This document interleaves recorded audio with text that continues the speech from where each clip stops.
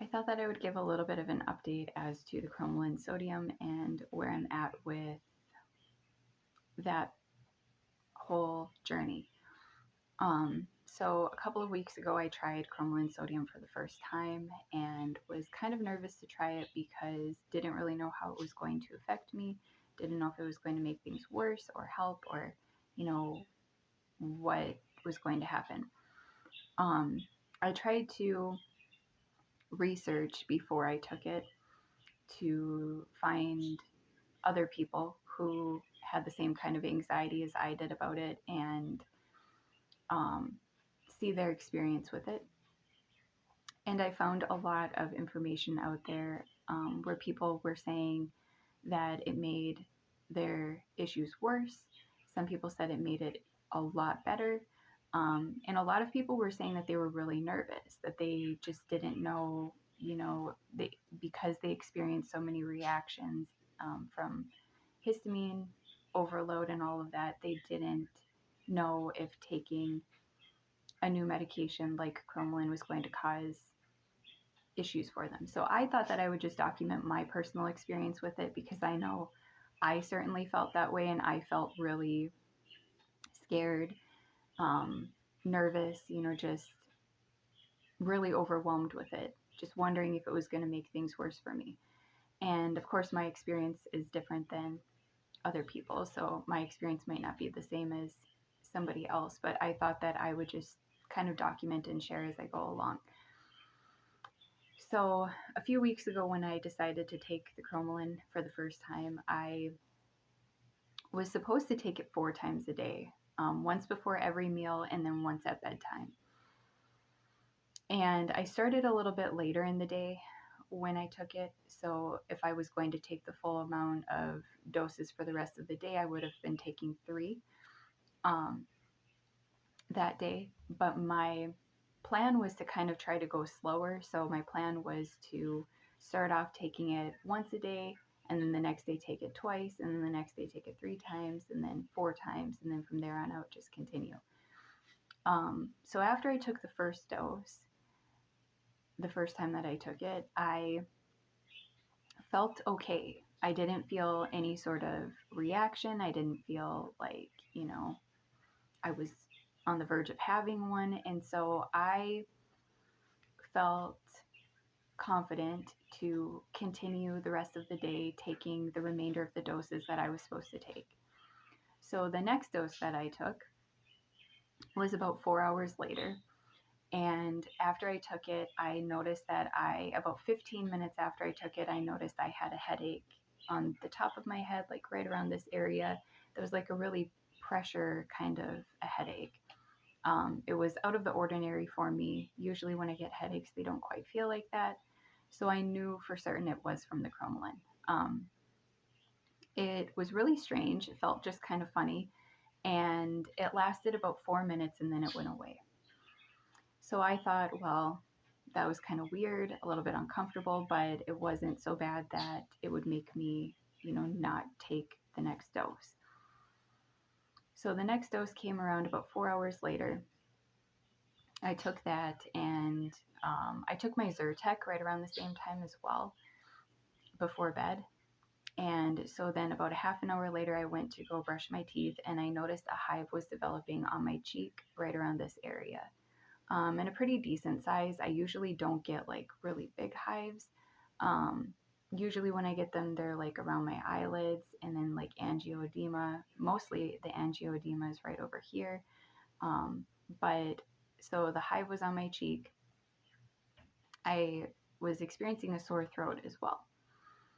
So I thought that was kind of strange, didn't know if it was from the cromolyn, didn't know if it was from something else. But I decided to message my allergist and just ask, is this normal and should I continue? And my allergist wasn't in the office, so they told me just stop the cromolyn entirely, don't take it anymore until she gives you further recommendations. So earlier this week, I received a message from my allergist telling me that she wanted me to start on the cromolyn sodium again. And she said to start off slow and just gradually increase. And she wanted me to start off by taking just one little vial of it a day instead of 4 a day. She wanted me to just start off taking one a day, and then the next week take 2 a day for a week, and then the next week take 3 a day for a week until I reach the amount that I'm supposed to take. So I was nervous because, again, I wasn't sure if the reaction that I experienced last time was leading up to like a bigger kind of issue for me or reaction. But it was something that I really wanted to try. It was something that I was kind of set on trying in my mind to see how much it would help me. And it was my plan to take it consistently for a while to see if I would feel better or, whatever. And so I really was looking forward to trying it again. But now I was just really nervous over it. And I decided a few nights ago to start it again. And so 3 nights ago was the first time that I took it again. That night, what I noticed was I woke up at about 3 a.m., somewhere around there, feeling really, really nauseated, like extremely nauseous. And that is not something that is unusual for me. That is something that has happened and getting increasingly worse, I would say, over the last like 4 or 5 months. And when it happens, I think what's happening to me is I'm getting a histamine dump in the middle of the night. And it's just my body, just dumping a bunch of histamine pretty much and making me feel really sick. And you think that I'd be used to it by now, but I'm not, because every time that it happens, I wake up and I think I'm getting really sick. It's just my body freaking out pretty much. So, that was the first night that I took it. The second night that I took it, which would have been yesterday night, I noticed that I woke up somewhere around the same time, like somewhere around like 3-ish, and I was having a bradycardia episode. So with my dysautonomia, I typically have tachycardia, where my heart rate goes abnormally high, but I often will experience bradycardia where my heart rate goes abnormally low. And typically this happens for me at night when I'm laying down, when I'm sleeping. I recently had a sleep study. I've never had one in the actual hospital where they monitor you, but I've had where they send me home with like the machine or whatever. So I had one a few months ago, and the results showed that the lowest my heart rate went was 53, which it does go lower than 53 on average. I've caught it between, I think, like 44 and 49 at its lowest range. But I stopped breathing for about a minute. They didn't seem concerned with that, really. Didn't think that it was like sleep apnea, anything like that. Didn't really give me any recommendations on what to do about that exactly. But so sometimes I, wonder why I'm experiencing the bradycardia and if it is related to issues with like not breathing or what it is. I breathe through my mouth very often, so my mouth gets very dry. I feel really dehydrated. Have to have water by me pretty much all throughout the night and wake up to drink water often. So for me, the second night, that is what happened. Is I woke up and I felt like a thump and then a flutter, and I can always tell when my heart rate is lower because that's what it feels like. And I checked, put the pulse oximeter on my finger, and my heart rate was 49, and it sat between 49 and 53 for a while, and went back to bed. I then took it last night. So I should add that a couple of nights ago, I was already experiencing, before the cromolyn, a histamine issue because it was pretty humid. It was raining a lot, and the humidity was higher, and my body just does not tolerate humidity at all. So I was having a lot of like issues with like having to clear my throat a lot, and not a sore throat and not throat tightness, but just like needing to clear my throat. And I knew that was from the humidity. And so last night when I took it, I had an adequate amount of salt, I would say, throughout the day, which is recommended for me because of my POTS and my dysautonomia. So I had a electrolyte, like little packet thing that had about 13% sodium in it. I ate some chicken that had salt on it. I had added salt to my food. So I was having an adequate amount of salt as recommended.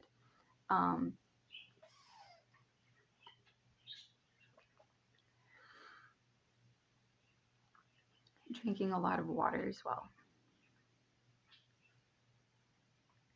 Sometimes my body, I think, doesn't always like that much salt, and I have like water retention, fluid retention. I get a little bit of like swelling because of the salt. So it's hard to tell sometimes if it's from the mast cell or from just adding more salt into my diet, or maybe a combination of the both of them. But so I took the cromolyn sodium, which I believe has sodium in it, in itself. So that also is probably adding to my sodium content as well. I was debating when I should start, like what time I should take the cromolyn around, if I should do it before I eat a meal or if I should do it, at bedtime. And ultimately I decided to take it near bedtime to start off, because I take Zyrtec around that time, and my logic was if I were to be having some kind of a histamine reaction going on, that it would maybe help to combat, whatever I was experiencing. So I took my Zyrtec and then took the cromolyn for the third night in a row, last night. And I woke up this morning and I had woken up because I was having a dream that wasn't a very good dream. My daughter has an allergy to peanuts. And for some reason in my dream, I was dreaming that she was having a cookie somebody gave her and had a reaction, and I needed to use an EpiPen, and I was scared and, overwhelmed. And so it was kind of strange. And I woke up and I felt short of breath. And I thought that it was from like the dream, like I was just kind of overwhelmed and all of that. But I could tell and I could feel it was a little bit more puffy than usual. Went to go brush my teeth, and when I went into the bathroom, I could see very prominently a hive around my eye, a lot of swelling, like just overall water retention and like swelling within my face. The angioedema that I get sometimes like around my lips is a little bit more prominent, like right around here. And I could tell that I was retaining, a lot of water. Last night I was wearing my glasses for a little bit. When I took my glasses off, and I wasn't wearing them long, and by no means are my glasses like heavy or, really tight or anything like that. But I noticed right where like the nose pad things are, I had huge indents in my this area right around here where they were resting. They were very indented, like severely indented. And that does happen to me sometimes if I I'm retaining a lot of water or whatever. So it's hard to tell if that is from my mast cell or not. I kind of feel like it is, but I'm not really sure. It's also hard for me to tell if the hive that I was experiencing was from the cromolyn or something else. So for the past few weeks, I have had, well, for quite a while now, I will have swelling inside of my cheeks, and you can see like a line, like an indented line, like on the inside of my cheeks. I have some gum inflammation. Right now I have a canker sore that's really bad as well, that I've been recovering from for like a week. And so this morning when I woke up, my tongue was more swollen than normal as well. So I was like, okay,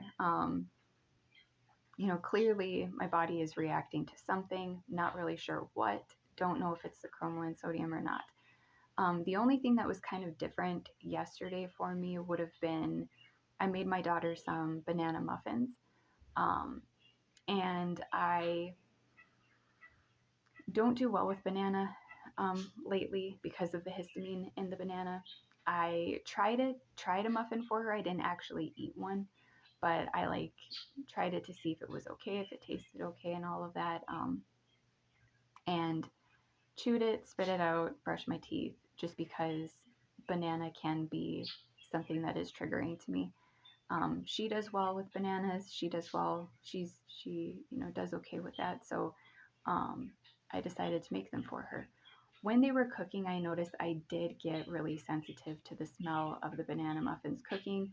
Normally, it doesn't bother me if like banana bread or like muffins are baking, but I was getting really, like, my eyes were starting to get dry, a little bit irritated, a little bit watery then, just kind of strange.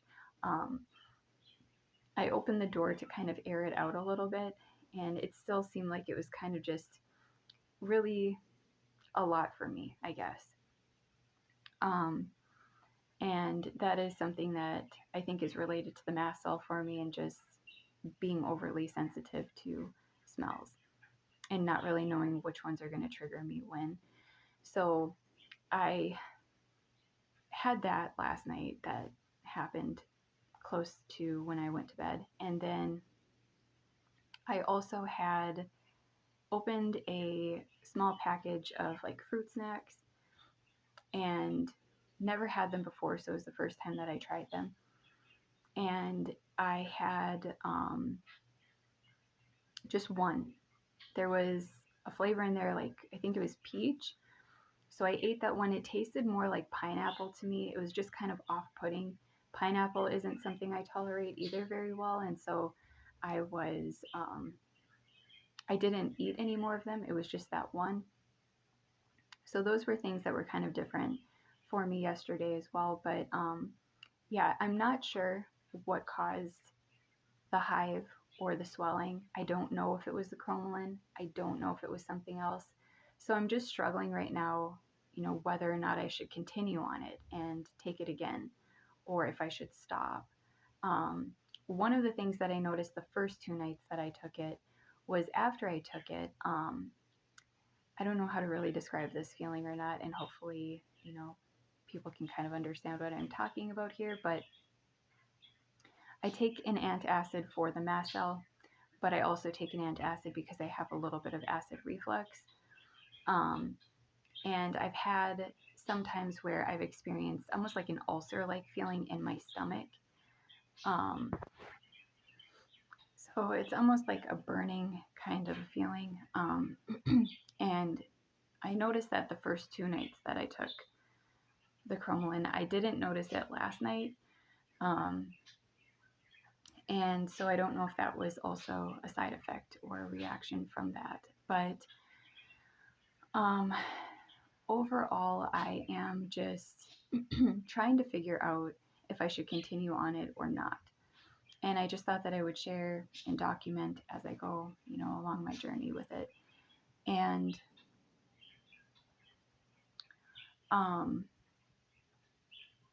if it's not a reaction from the cromolyn, I want to continue taking it because I want the cromolyn to be able to help with that.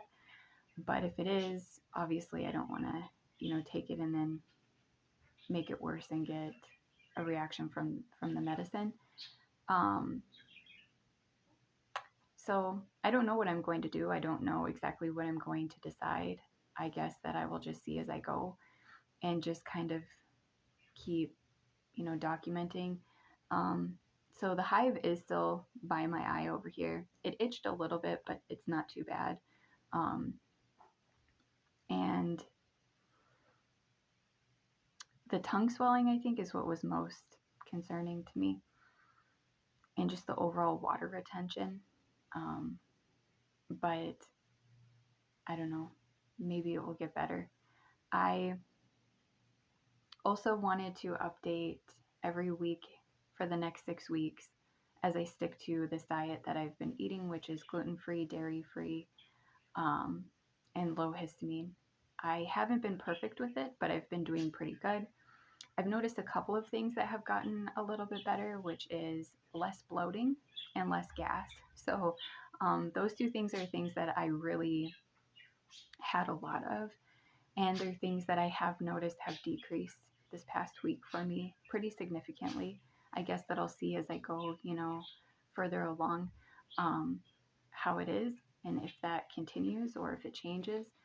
And then I also noticed that some things stayed the same for me. So the nausea, the fatigue, I was very, very fatigued this week.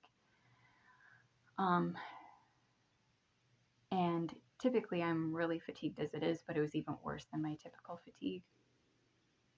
And kind of wondered if maybe it was part of changing the diet and kind of my body getting used to getting like whatever I was used to eating kind of out, almost like a detox kind of.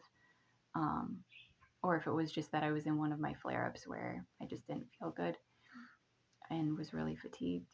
So as I go, I guess that I'll, learn more about how I react and how it all ends up